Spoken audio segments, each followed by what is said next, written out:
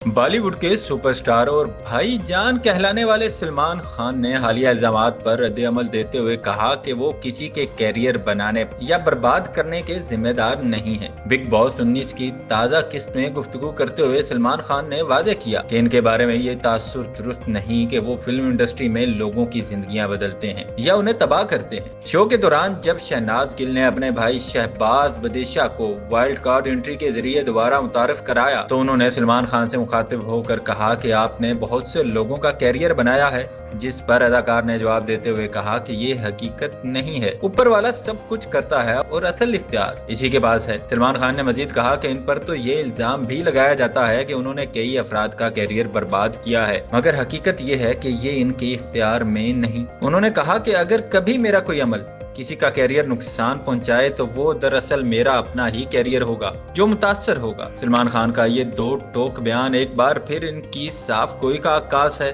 और इससे वाज़ेह होता है कि वो खुद को किसी के कैरियर के अरूज या सवाल का जिम्मेदार नहीं मानते।